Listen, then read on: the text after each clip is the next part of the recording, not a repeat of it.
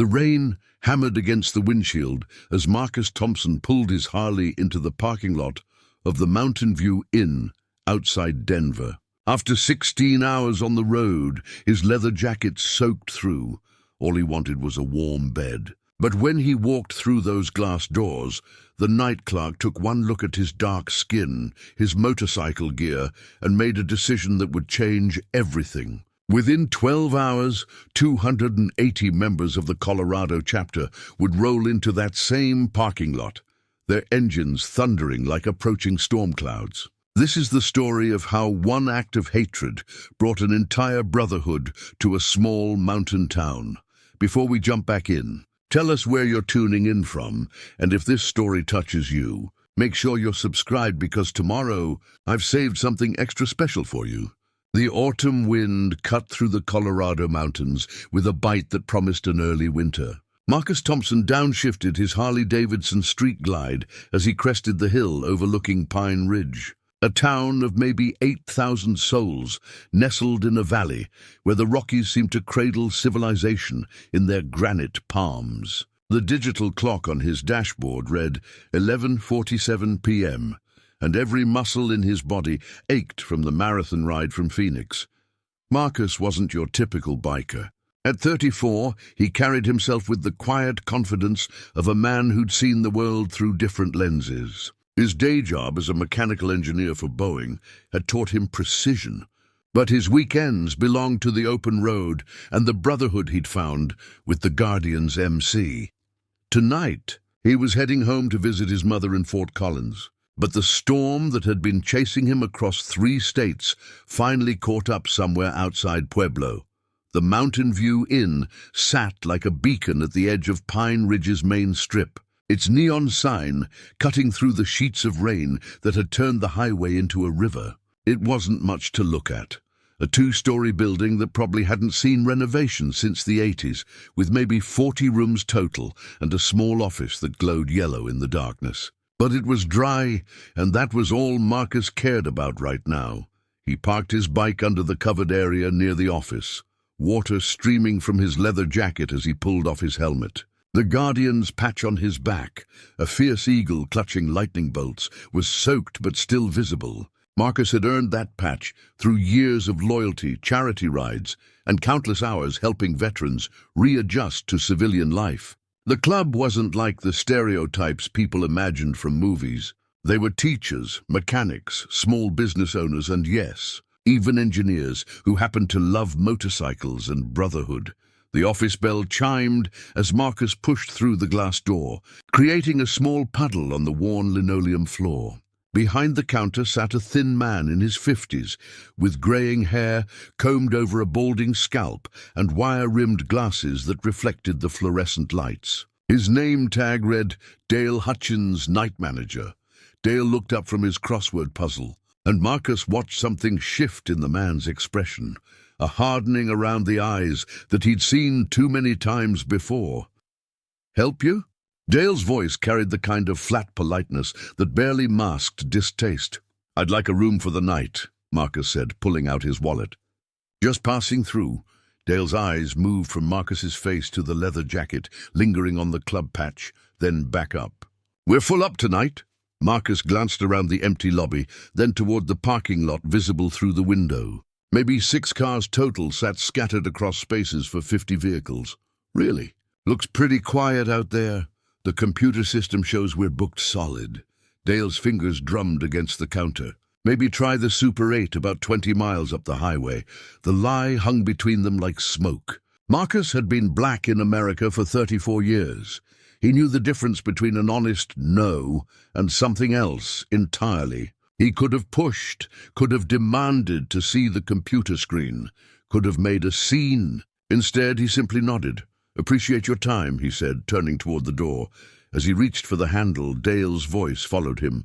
"And hey, maybe next time wear something a little more appropriate. This is a family establishment." Marcus stopped. The rain continued its assault on the building's roof, and somewhere in the distance, thunder rolled across the mountains like approaching artillery. He turned back, studying Dale's face, the smug satisfaction poorly hidden behind mock concern. "What exactly do you mean by appropriate?" Marcus asked, his voice level. Dale shrugged, but his meaning was clear. Just saying. Regular folks get nervous around your type. Bad for business, you understand, your type. The words settled in Marcus's chest like stones. Not bikers, not club members. Your type. I understand perfectly, Marcus said, and walked out into the storm. Back on his bike, water streaming down his face, Marcus sat for a long moment in the parking lot. The rational part of his mind said to just ride on, find another place, chalk it up to ignorance and move forward. But another part, the part that remembered his grandfather's stories about traveling the Jim Crow South, about green books, and knowing which towns to avoid after dark, that part was tired. He pulled out his phone and scrolled to a contact labeled Big Mike, President. Mike Torino had been leading the Colorado chapter of the Guardians for 8 years.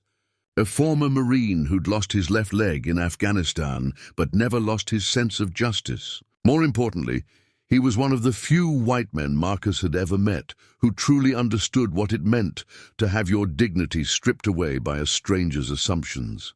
The phone rang twice before Mike's gravelly voice answered.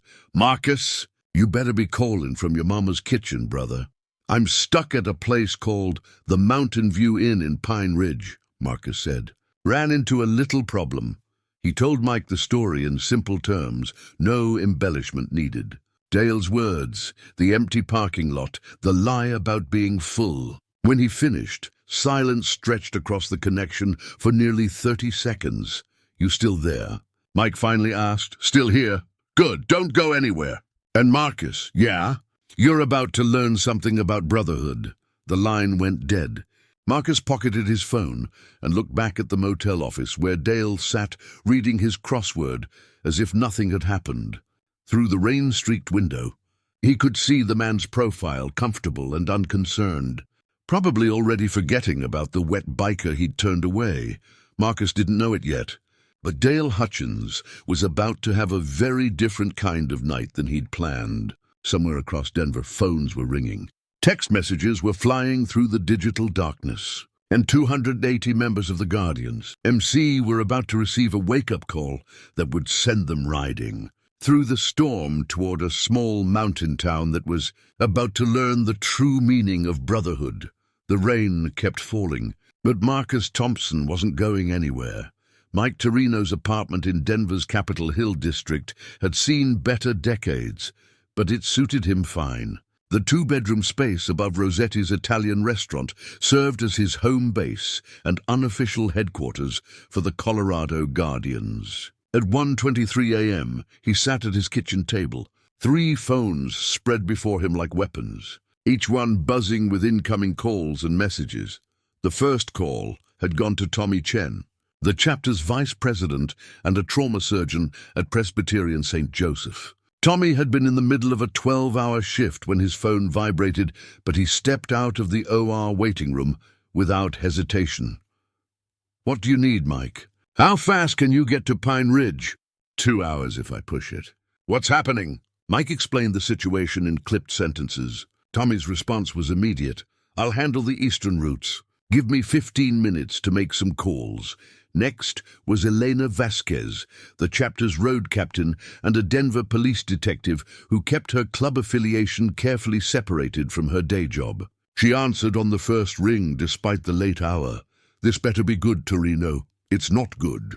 It's necessary. Mike filled her in, hearing the subtle shift in her breathing as anger took hold. Jesus Christ, she muttered. What year is it again? Same year it's always been, Elena.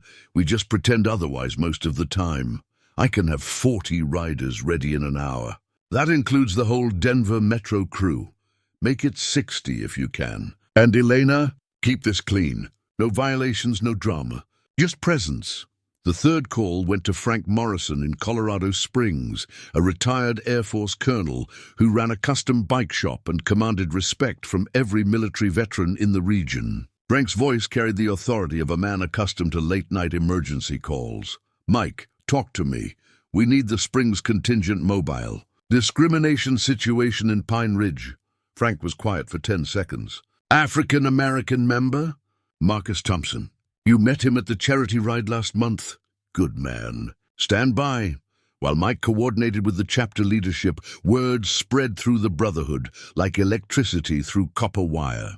In Pueblo, Jake Martinez was working the overnight shift at the steel mill when his phone lit up. He read the message once, then walked directly to his supervisor's office. "Family emergency," he said simply. "I need to clock out." The supervisor, who'd known Jake for 15 years, took one look at his expression and stamped the time card without question. Preparing and narrating this story took us a lot of time, so if you are enjoying it, subscribe to our channel. It means a lot to us. Now back to the story. In Grand Junction, Sarah Beth Williams was grading papers at her kitchen table when her husband Danny called from the garage where he'd been rebuilding a transmission. "Pack up, sweetheart. We're riding east." Sarah Beth taught 3rd grade and had never missed a day of school in 12 years, but she closed her laptop and reached for her riding gear. Some things mattered more than perfect attendance. The message reached smaller towns scattered across Colorado's high country. In Durango, 3 members of the local chapter were playing poker when their phones buzzed simultaneously. They looked at each other, folded their hands, and headed for the door. In Steamboat Springs, 2 brothers who owned a ski equipment rental shop locked up early and fired up their bikes in the pre-dawn darkness. But the most significant response came from an unexpected source. Big Mike's 4th call went to a number he rarely used, one that connected him to the Guardian's national network, specifically to Charlie Buddha Patterson, the national president who ran operations from the organization's headquarters in Sturgis, South Dakota. Buddha had been asleep for maybe 3 hours when his secure phone rang. As a former Navy SEAL who'd transitioned to civilian life through the structure and Brotherhood of motorcycle clubs, he understood the weight of a middle-of-the-night call. "Mike, what's the situation?" Mike explained everything. Marcus, Dale, the empty parking lot, the barely concealed racism disguised as business policy. Buddha listened without interruption, his breathing steady and controlled. "Where's Marcus now?" "Still at the motel, waiting." "Good, he stays put." "How many can you field from Colorado?" "Maybe 200 if I push every connection." "Not enough." Buddha's voice carried the finality of a military order. "I'm activating the regional response. You'll have riders from Wyoming, Utah, and New Mexico rolling within the hour. Nebraska and Kansas chapters are standing by if needed." Mike felt his chest tighten. Regional activation hadn't been called since the funeral of a member killed by a drunk driver 3 years ago. "Buddha, we're talking about a motel clerk and a case of basic prejudice. Are we sure we want to—" "Mike," Buddha's voice cut through the static. "How long have you been wearing that patch?" 8 years. And in those 8 years, how many times has someone looked at you and decided what kind of man you are based on the color of your skin?" Mike was quiet. "The answer was never, and they both knew it." "That's what I thought," Buddha continued. "Marcus Thompson pays the same dues, rides the same roads, and bleeds the same blood as every other Guardian. When someone disrespects him because of his race, they're disrespecting all of us. This isn't about revenge, Mike. It's about making sure that Clerk and anyone else watching understands that we protect our own. All of our own." The line went dead, and Mike stared at his phone for a long moment. Outside his apartment window, Denver slept peacefully, unaware that across 4 states, men and women were climbing out of warm beds, kissing their families goodbye, and heading into the darkness on 2 wheels. In Wyoming, the Cheyenne chapter received their orders at 2:15 a.m. President Bobby Clearwater, a full-blooded Lakota who worked construction during the week, read the message twice before walking to his garage. His Harley hadn't been ridden in a week, but it fired up on the first kick. Utah's Salt Lake chapter got the call while several members were closing down Murphy's Tavern after a late poker game. Within 20 minutes, 15 bikes were rolling east on Interstate 80, their headlights cutting through the mountain darkness like fallen stars. New Mexico's response came from Albuquerque, where chapter president Maria Santos Rodriguez had built her reputation as both a fierce advocate for veterans' rights and someone you didn't cross lightly. Her call went out to members scattered across the state, each message containing the same simple directive: ride north now, Back in Pine Ridge, Marcus sat on his bike under the motel's overhang, watching Dale through the office window. The desk clerk had moved from crosswords to what looked like a paperback novel, completely unaware that his casual bigotry had just triggered the largest mobilization in the Guardian's 20-year history. The storm was beginning to break, but across the American West, a different kind of thunder was building on highways and mountain passes. 280 motorcycles, carrying men and women united by more than leather and chrome, were converging on a small Colorado town that was about to learn a lesson it would never forget. Dawn broke over Pine Ridge like a watercolor painting, soft pastels bleeding across the mountain peaks as the storm clouds finally rolled eastward. The town was beginning its sleepy morning routine. Coffee shops opening, delivery trucks rumbling down Main Street, early commuters heading to jobs in Denver or Colorado Springs. Nobody noticed the distant rumble that seemed to echo from every direction at once. Dale Hutchins had dozed off at his desk around 4 a.m., his paperback romance novel spread across his chest. The overnight shift at Mountain View Inn was usually uneventful. Maybe one or two late arrivals, the occasional drunk looking for a place to sleep it off. He'd forgotten about the black biker entirely, dismissing the encounter as just another successfully avoided problem. The first wave arrived at 6:47 a.m. 15 motorcycles crested the hill overlooking Pine Ridge, their chrome catching the early sunlight like mirrors. Mike Torino led the formation, his Road King's distinctive exhaust note announcing their arrival to anyone within 5 miles. Behind him rode the core Denver chapter, Elena Vasquez on her custom Sportster, Tommy Chen astride a pristine street glide, and a dozen others who'd answered the call without question. They pulled into the Mountain View Inn's parking lot in perfect formation, engines rumbling in synchronized harmony before falling silent one by one. Dale jerked awake at his desk, the romance novel sliding to the floor as he squinted through the office window at the sea of leather and chrome, suddenly filling his previously empty lot.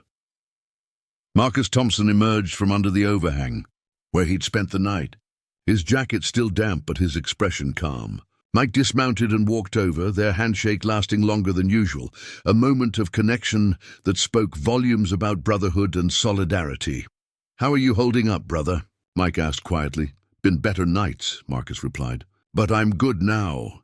Dale watched this exchange through the window, his heart beginning to race as more motorcycles appeared on the horizon. The second wave consisted of riders from Colorado Springs, Frank Morrison's military-precise contingent of 23 bikes, including Sarah Beth Williams and her husband Danny, who'd ridden through the pre-dawn darkness without complaint. By 7:15 a.m., the parking lot was 2/3 full, and Dale's hands were shaking as he reached for his phone. He dialed the owner's number, a local businessman named Patrick Kellerman, who'd inherited the motel from his father and generally left day-to-day operations to his staff. "Pat, it's Dale at the motel. We got a situation here." Kellerman's voice was groggy and irritated. "What kind of situation?" "It's 7 in the morning. Bikers, Pat, lots of them. Maybe 50 or 60 so far, and more keep coming." Through the window, Dale watched as Jake Martinez led a convoy from Pueblo, 18 riders who'd left their jobs and families to make the 3-hour journey. Their bikes were older, more worn than the Denver Cruise showpieces, but they rode with the same dignity and purpose. "Did they cause any trouble?" Kellerman asked. Dale hesitated. How could he explain that this was his fault, that his refusal to rent a room to one black man had somehow triggered this invasion? "Not exactly trouble, but then what's the problem? Bikers have money the same as anyone else. Rent them some rooms." The third wave arrived like rolling thunder, the Wyoming contingent led by Bobby Clearwater, whose weathered face and traditional braids made him stand out even among the diverse crowd gathering in the parking lot. 28 riders from Cheyenne, Casper, and Laramie, their bikes dusty from the overnight ride, but their formation tight and disciplined. Dale hung up on his boss and stared at the growing crowd. These weren't the stereotypical outlaw bikers from movies and television. He saw grey-haired men in business suits beneath their riding gear, women with professional bearing and expensive bikes, riders of every age and ethnicity, united by something he couldn't quite understand.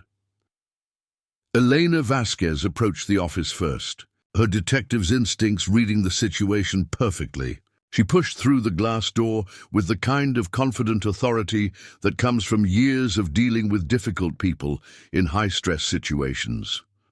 "Morning," she said pleasantly, placing her hands flat on Dale's counter. "Seems like you had some availability open up overnight." Dale's mouth worked soundlessly for a moment. We're still full. Computer problems." "Funny thing about computer problems," Elena replied, her smile never wavering. "They tend to fix themselves when you really want them to. Why don't you check your system again?" More riders had arrived, the Utah crew from Salt Lake, their bikes gleaming despite the long night ride. Maria Santos Rodriguez's New Mexico chapter pulled in just as the sun cleared the mountain peaks, 37 strong and road-weary, but determined. The parking lot was nearly full now, a sea of chrome and leather that reflected the morning light like a disco ball. Tommy Chen entered the office next, still wearing surgical scrubs under his riding jacket. His presence was calm, but unmistakably professional, the kind of man accustomed to making life-and-death decisions under pressure. "Excuse me," he said politely to Dale. "I'm a doctor, and I'd like to check on my friend who spent the night outside. Could you direct me to his room?" He doesn't have a room," Dale stammered. Tommy's eyebrows rose in mock surprise. "Really? That's interesting. Because your sign out front says vacancy. And I count maybe 6 cars in what looks like a 40-room facility.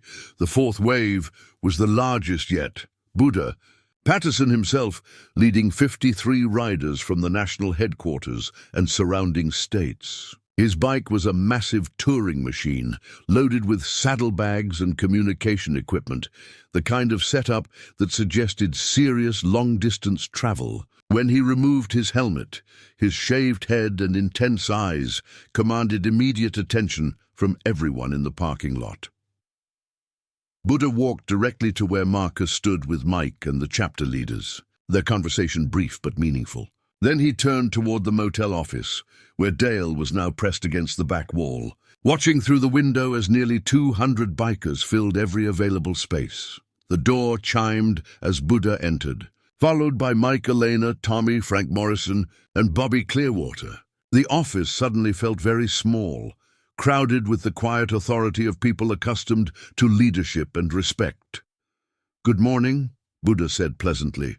"I understand you had some availability issues last night. My name is Charles Patterson, and I'd like to discuss your vacancy policy." Dale looked from face to face. The calm professionalism, the quiet dignity, the absolute certainty that they were in the right. Outside, more engines rumbled as the final wave arrived. Riders from as far away as Kansas and Nebraska, answering a call that had traveled through the network like wildfire. 280 motorcycles now filled the Mountain View Inn's parking lot and spilled onto the adjacent streets. The small town of Pine Ridge had never seen anything like it, and Dale Hutchins was about to learn that his casual racism had consequences he'd never imagined possible. The silence in the motel office was deafening. Dale Hutchins pressed his back against the wall, sweat beading on his forehead as he stared at the 5 leather-clad figures who had transformed his small workspace into something that felt like a courtroom. Outside, the rumble of engines had been replaced by an eerie quiet, 280 bikers waiting with the patience of people who knew they held all the cards. Buddha Patterson stepped forward, his movements deliberate and non-threatening. At 53, he carried himself with the bearing of someone who had commanded respect in multiple arenas, first as a Navy SEAL, then as a successful businessman, and now as the leader of an organization that spanned half the continent. "Mr. Hutchins," he said, reading Dale's name tag with casual precision. "I believe we need to have a conversation about hospitality." Dale's voice came out as a croak. "I don't know what you people want." "People?" Elena Vasquez raised an eyebrow. her detective instincts immediately catching the loaded terminology. That's an interesting word choice. What kind of people do you think we are? Through the office window, Dale could see the organized chaos of the parking lot. Riders were dismounting, stretching road-weary muscles, sharing coffee from thermoses, and chatting in small groups with the easy camaraderie of old friends. Some were grey-haired grandfathers, others looked like college students. He saw women in business suits, men in work boots, people of every conceivable background, united by their leather vests and club patches. Tommy Chen pulled out his phone and began scrolling through what looked like a reservation app. "Interesting," he murmured. Hotels.com shows you have 37 available rooms right now. Same with Expedia, Booking.com, and Travel Advisor. Frank Morrison, the retired Air Force colonel, studied Dale with the analytical gaze of someone accustomed to evaluating character under pressure. "Son, I've been in situations where split-second decisions meant the difference between life and death. But this isn't one of them. This is a simple business transaction that went sideways because of personal bias. I didn't do anything wrong," Dale protested weakly. Bobby Clearwater spoke for the first time, his voice carrying the weight of ancestral wisdom and personal experience with discrimination. "My grandfather was turned away from hotels across this state for 60 years. Different reason, same result. You'd think we'd have learned something by now." Mike Torino moved to the window, gesturing toward the parking lot where Marcus Thompson stood among the crowd, his dignity intact despite the night's events. "That man out there is an engineer. He designs aircraft systems that keep people safe at 30,000 feet. He's also a volunteer firefighter in his hometown and has raised over $50,000 for veteran suicide prevention. But you looked at his skin color and decided he wasn't worthy of basic human decency." Patrick Kellerman chose that moment to arrive, screeching his BMW into the only remaining parking space and practically sprinting toward the office. The motel owner was a soft-bellied man in his 60s who'd inherited the business and rarely dealt with anything more complicated than broken air conditioners or late checkouts. He burst through the door, took one look at the 5 bikers surrounding his night manager, and immediately began apologizing. "Gentlemen, ladies, I'm so sorry if there's been any misunderstanding. I'm Pat Kellerman, the owner, and I want to assure you that there's no misunderstanding," Buddha interrupted calmly. "Your employee refused service to one of our members based on racial prejudice. We're here to discuss how that situation gets resolved." Kellerman's face went white as he turned to Dale. "Please tell me that's not true." Dale's silence spoke volumes. Outside, more people had begun to gather, curious townspeople drawn by the unprecedented sight of hundreds of motorcycles parked in their quiet community. Some watched nervously from across the street, while others approached the bikers with friendly curiosity, discovering that the intimidating-looking group was surprisingly approachable and polite. Sarah Beth Williams found herself in conversation with Mrs. Henderson, a retired school principal who'd walked over from her nearby house. "I've been teaching for 40 years, Mrs. Henderson was saying, "and I've never seen anything like this. What brings you all to Pine Ridge?" "Justice," Sarah Beth replied simply. "Making sure everyone understands that discrimination isn't acceptable, no matter who you are or what you ride." Inside the office, Kellerman was having the worst morning of his business career. "Dale, is this true? Did you refuse to rent a room to a black customer?" "The place was full," Dale mumbled, but his voice carried no conviction. Elena pulled out her badge, not to intimidate, but to establish credibility. "I'm a police detective, Mr. Kellerman. I deal with discrimination complaints regularly. What your employee did last night was textbook racial bias in public accommodations, which violates both state and federal civil rights laws." Tommy Chen looked up from his phone again. "I've been calling hotels in the area. Interesting pattern. Every single one has availability, and none of them had any problem taking a reservation from someone with my obviously Asian last name." The weight of the situation finally settled on Kellerman's shoulders. His family had run this motel for 3 generations, building a reputation in the community as honest business people. Now that reputation was hanging by a thread, surrounded by witnesses who represented a brotherhood that spanned multiple states. Buddha stepped closer to Kellerman, his voice remaining calm but carrying unmistakable authority. Here's what's going to happen. Every single one of us is going to request a room. If you have rooms available, which we both know you do, you're going to rent them to us at your standard rate. No upcharges, no sudden policy changes, no mysterious computer problems. And if we don't have rooms available, Dale asked with desperate hope. Bobby Clearwater smiled without humor. Then we wait, all of us, right here in your parking lot, until rooms become available, however long that takes.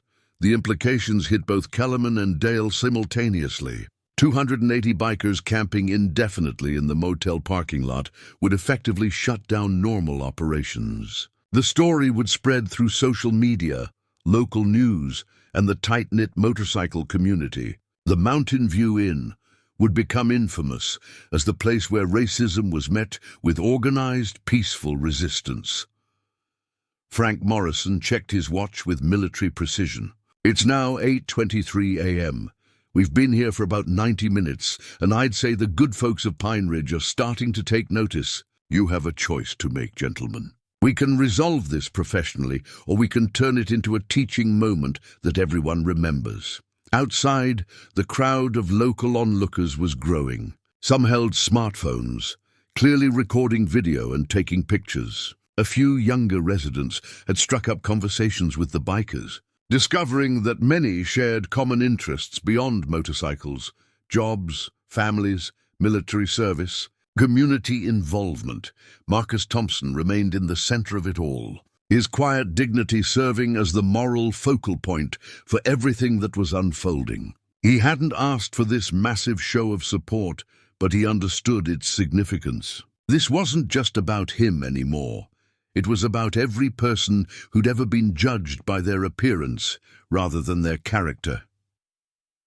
Kellerman looked at Dale, then at the 5 club leaders, then out at the sea of motorcycles that had transformed his sleepy business into the center of a civil rights demonstration. The next words out of his mouth would determine whether this story ended with reconciliation or escalation. Patrick Kellerman wiped his palms on his khakis, the weight of 3 generations of family business pressing down on his shoulders like a physical force. Through the office window, he could see his parking lot transformed into something resembling a peaceful occupation. Hundreds of people who had traveled through the night to make a point about human dignity. The irony wasn't lost on him that his motel had never been busier, yet he'd never been in more trouble. "Dale," he said quietly, his voice carrying the exhaustion of a man whose world had shifted overnight. "Go home." "But Pat, my shift doesn't end until—" "Go home." Kellerman's tone left no room for argument. "Don't come back until I call you." "If I call you—" Dale grabbed his jacket and slipped out the back entrance, avoiding the crowd entirely. His departure didn't go unnoticed. Several bikers watched him slink away, but no one made any move to follow or confront him. This had never been about revenge. Buddha Patterson nodded approvingly at Kellerman's decisive action. "That's a good first step. Now let's talk about the next one." Kellerman turned to face the group, his business owner's pragmatism finally overriding his initial panic. "What do you want, specifically?" "Marcus Thompson gets the room he should have been given last night," Mike Torino said. "Your best available room at standard rate with a genuine apology." "Done." Kellerman didn't hesitate. "What else?" Elena Vasquez stepped forward, her detective's experience valuable in negotiating resolution. "Your staff receives training on civil rights and discrimination. All of them. Not just Dale. I can arrange that." Kellerman was already calculating costs and logistics. "Through the State Hospitality Association, maybe?" Tommy Chen looked up from his phone, where he'd been monitoring social media. "This story is already spreading online. The Pine Ridge standoff is trending in Colorado.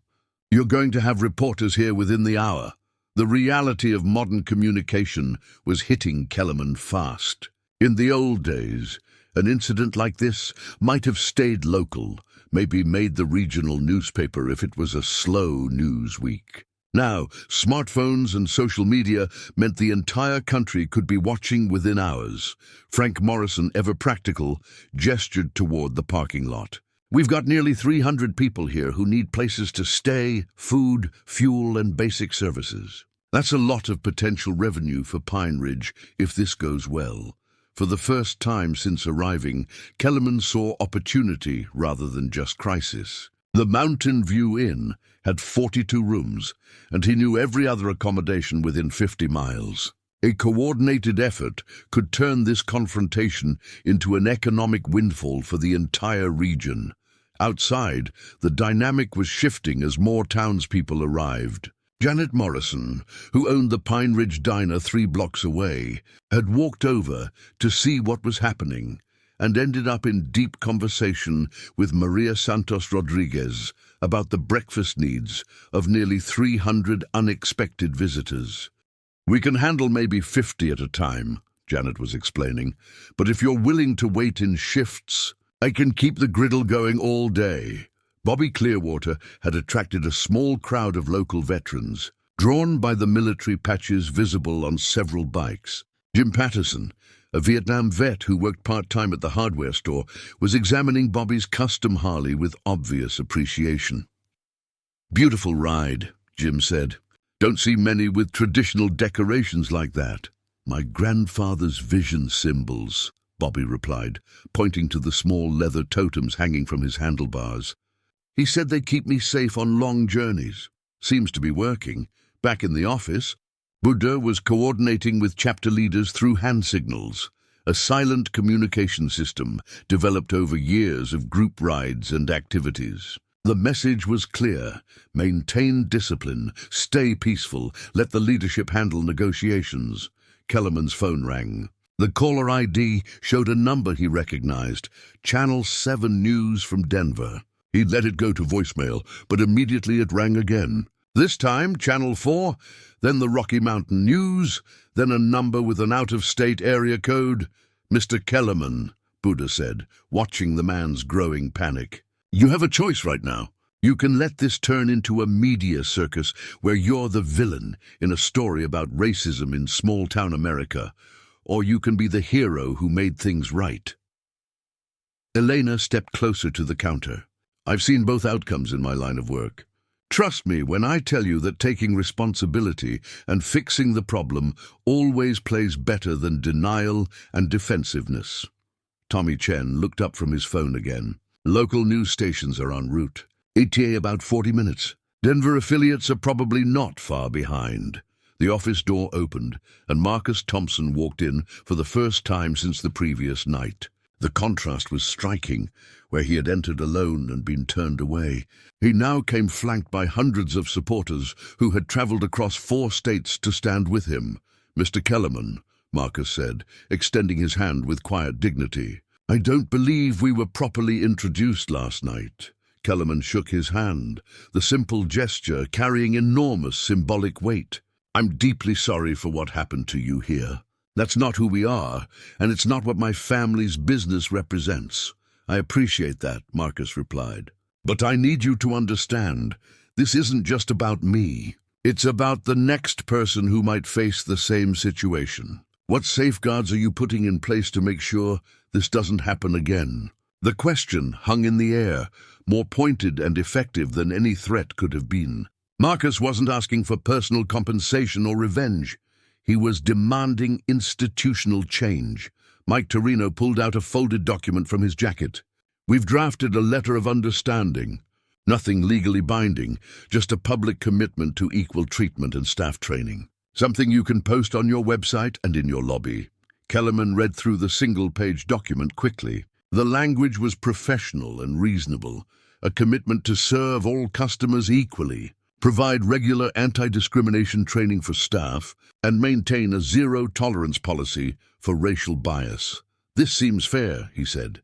"But what about all of them?" He gestured toward the parking lot. Buddha smiled for the first time all morning. "They're here because one of our own was wronged.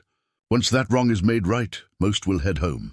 But quite a few are planning to stay and explore your beautiful area." Assuming, of course, they can find accommodations.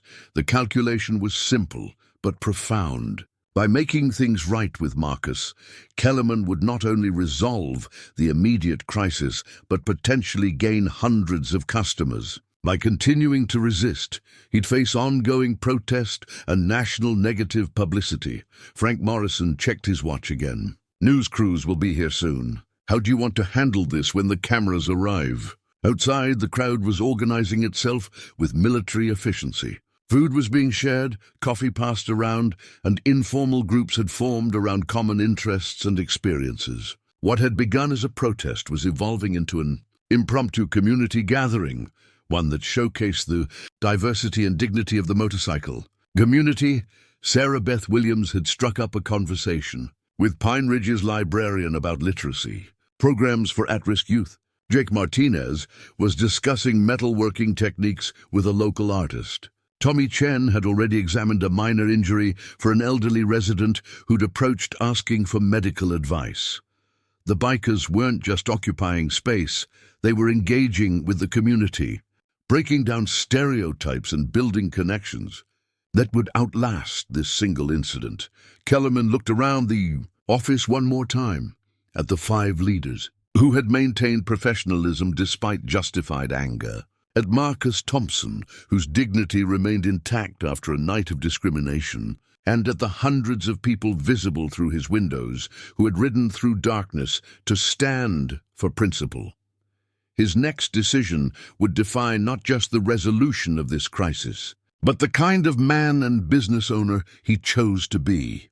At 9:47 a.m., Channel 7 news anchor Rebecca Martinez pulled her news van into what used to be Pine Ridge's quiet main street, now transformed into the backdrop of Colorado's most unexpected civil rights story. Her cameraman, Steve, whistled low as he surveyed the scene through his viewfinder. Jesus, Rebecca, this isn't just a protest. This is like a convention. She was right. What had started as a demonstration of solidarity had evolved into something resembling a festival. Riders had set up camp chairs in neat rows, creating informal discussion circles. Someone had produced a guitar, and a small group was playing classic rock covers near the street corner. A few enterprising locals had already started selling coffee and pastries from makeshift stands. Inside the motel office, Patrick Kellerman signed his name to the letter of understanding with a flourish that surprised everyone, including himself. The document committed his business to equal treatment. Staff training and transparent policies, nothing revolutionary. Just basic human decency codified on paper. There, he said, handing the signed letter to Marcus. And I want to personally comp your stay for as long as you're in Pine Ridge. It's the least I can do. Marcus shook his head. I appreciate the gesture, but I'll pay the standard rate. This was never about getting something for free. It was about being treated like everyone else, Buddha Patterson nodded approvingly. That's what dignity looks like, folks. Remember it. Elena Vasquez was coordinating with the arriving news crews, her police training invaluable in managing what could easily become a chaotic scene. She'd already spoken with Rebecca Martinez over the phone, providing background and context that would ensure accurate reporting. The key thing to understand, Elena explained to the growing cluster of reporters, is that this isn't an angry mob. These are professionals, veterans, business owners, and community members who rode hundreds of miles to support a friend who faced discrimination. Channel 4's news team had arrived minutes after Channel 7, followed by crews from 2 smaller regional stations. Word was spreading that national outlets were dispatching teams from their Denver bureaus. By noon, Pine Ridge would be hosting the largest media event in its 150-year history. Mike Torino stepped outside to address the crowd of bikers, many of whom had been waiting patiently for hours without knowing the outcome of the negotiations. His voice carried clearly across the parking lot as conversations quieted. "Brothers and sisters," he began, using the traditional opening that acknowledged the club's inclusive nature, "we came here because one of our own was wronged. That wrong has been addressed. Mr. Kellerman has signed a commitment to equal treatment, fired the employee responsible, and offered a genuine apology. A cheer went up from the crowd, but Mike raised his hand for silence. More importantly, Marcus Thompson is now registered in room 237, the same room he should have been given last night. Justice has been served, but our work here isn't finished. Tommy Chen had been monitoring social media throughout the morning, tracking the story's viral spread across platforms. Pine Ridge standoff had evolved beyond a simple hashtag into a rallying cry for civil rights advocates nationwide. Comments were pouring in from supporters across the country, many sharing their own stories of discrimination. "This is bigger than we anticipated," he told Buddha quietly. "We're getting support messages from motorcycle clubs in 43 states. Some are planning solidarity rides in their own areas." Frank Morrison approached a cluster of local business owners who had gathered to watch the proceedings. His military bearing and calm demeanor made him an ideal ambassador for the group. "Folks, I know this might seem overwhelming," he said to the small crowd, "but I want you to know that these are good people here. We're not looking to cause trouble or disrupt your community. In fact, many of us are planning to stick around for a few days and explore what Pine Ridge has to offer." Janet Morrison from the diner was already calculating the windfall. 300 unexpected customers, each likely to spend money on food, lodging, and local attractions, represented the kind of economic boost that small mountain towns rarely experienced outside of ski season. Bobby Clearwater found himself in conversation with Pine Ridge's mayor, a soft-spoken woman named Carol Stevens, who had hurried over after receiving panicked phone calls from several residents. Mayor Stevens had expected to find an angry confrontation. Instead, she discovered a peaceful gathering that was already generating positive interactions between visitors and locals. "I'll be honest," Mayor Stevens told Bobby. "When I heard about hundreds of bikers descending on our town, I feared the worst. But this is nothing like what I imagined. Stereotypes are funny that way," Bobby replied with gentle humor. "They usually say more about the person holding them than the people they're supposedly describing." The first national news team arrived at 10:15 a.m., a CNN stringer who had been covering an environmental story in Boulder when the Pine Ridge situation broke. She immediately began conducting interviews with bikers, locals, and anyone willing to talk about what was unfolding. Sarah Beth Williams found herself speaking to the CNN reporter about the broader implications of the morning's events. "This isn't really about motorcycles or even hotels," she explained, her teacher's instincts helping her articulate complex ideas clearly. "It's about standing up for each other when basic human dignity is under attack. It's about showing that discrimination has consequences, and that communities of conscience won't just stand by and let it happen."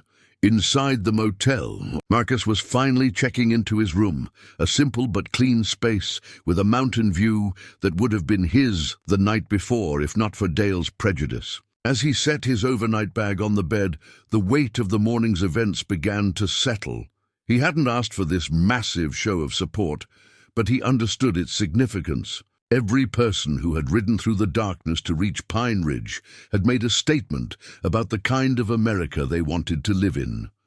One where character mattered more than color, where brotherhood transcended surface differences, where ordinary people would go extraordinary distances to defend principle. Buddha Patterson was fielding calls from club chapters across the western United States, many reporting their own solidarity demonstrations planned for the weekend. The Pine Ridge incident was catalyzing a broader movement within the motorcycle community, a collective statement that discrimination wouldn't be tolerated within their ranks or in the communities they visited. "We've got chapters in Arizona planning rides to businesses that practice inclusion," he told Mike. "Oregon is organizing a civil rights awareness ride. This thing has legs." Elena received word that the Colorado Attorney General's office was monitoring the situation, not because of any legal violations by the protesters, but because of the civil rights implications of the original incident. The state's top legal officer wanted to ensure that any lessons learned in Pine Ridge could be applied more broadly. As the morning progressed, The gathering began to take on aspects of an impromptu motorcycle rally. Riders were sharing stories, comparing bikes, and forging friendships that would outlast the specific circumstances that had brought them together. Local children, initially intimidated by the leather-clad visitors, were now getting up-close looks at custom motorcycles and learning about road safety from experienced riders. The transformation was remarkable. What had begun as an act of discrimination had evolved into a celebration of community, diversity, and the power of collective action. Pine Ridge was experiencing something unprecedented, a teachable moment played out on a national stage, where dignity triumphed over prejudice through the simple act of people standing together for what was right. But the most important transformation was still taking place in the hearts and minds of everyone present, as they witnessed firsthand the difference that solidarity could make in the face of injustice. Final part: 6 weeks after the Pine Ridge incident, Marcus Thompson received an unexpected phone call from Dale Hutchins, the former night manager whose discrimination had triggered the massive motorcycle club mobilization. "Mr. Thompson, this is Dale from the motel. I need to talk to you." The 47-minute conversation that followed was unlike anything Marcus had expected. Dale's voice was hollow, stripped of its former arrogance. He'd lost his job, struggled to find new employment, and spent weeks grappling with the national attention his actions had generated. "I grew up hearing things," Dale said finally. "My father, my uncles, they talked about people different from us, like we were better somehow. I never questioned it until I saw what happened after that night. All those people who rode through the storm just to stand up for you. I realized I'd been taught to hate people I'd never even tried to understand." Marcus listened without interrupting, recognizing the sound of someone confronting their own prejudices for the first time. "I'm not asking for forgiveness," Dale continued. "I just wanted you to know that I'm getting help. Counseling, and what you and your friends did changed something in me that needed changing." Meanwhile, in Pine Ridge, Patrick Kellerman was experiencing his own transformation. The Mountain View Inn had become a destination for motorcycle tourists and a pilgrimage site for people interested in civil rights history. The guest register now contained signatures from visitors representing 43 states and 6 countries. Room 237, the room Marcus should have been given that first night, had become informally known as the Brotherhood. Suite Kellerman had quietly upgraded it with better furnishings and a small library of books about civil rights and motorcycle culture. Buddha Patterson visited Pine Ridge on the 6-week anniversary, finding a town that had embraced its unexpected role in contemporary civil rights history. "You know what strikes me most?" Buddha told Mayor Carol Stevens over coffee. "It's not that people change their minds quickly. It's that they were willing to change their minds at all." Elena Vasquez had been tracking what media outlets dubbed the Pine Ridge principle. Similar incidents in other states were being resolved through dialogue rather than confrontation, with business owners recognizing that discrimination carried real consequences in an interconnected world. On a cold Thursday evening in November, Marcus returned to Pine Ridge for the first time since the incident. He hadn't planned the visit. He'd simply been riding through and felt drawn to stop. Kellerman greeted him like an old friend, and over dinner they talked about everything except that night in September. The conversation ranged from motorcycle maintenance to local history to Kellerman's expansion plans for touring riders. "Dale called me last week," Kellerman said as they finished their coffee. "He wanted to apologize to me too. Said he realized he'd put my family's business at risk because of his own ignorance. How do you feel about that?" Marcus asked. "I think everyone deserves a chance to grow. Doesn't mean he gets his job back, but maybe there's hope for people to change." As Marcus prepared to leave the next morning, he noticed something new in the lobby. A simple wooden frame contained a letter written on elementary school stationery, decorated with crayon drawings of motorcycles and American flags. The letter was from a Denver class, thanking the Pine Ridge heroes for showing kids that standing up for friends was important. One sentence, written in purple crayon, stood out. My teacher says that when good people work together, they can fix unfair things. Riding away from Pine Ridge that morning, Marcus carried with him the knowledge that individual actions, multiplied by collective will, could indeed transform both hearts and communities. The road stretched ahead, full of possibilities for a more just and inclusive America. 1 mile, one choice and one act of brotherhood at a time. Up next, you've got 2 more standout stories right on your screen. If this one hits the mark, you won't want to pass these up. Just click and check them out. And don't forget to subscribe and turn on the notification bell so you don't miss any upload from us.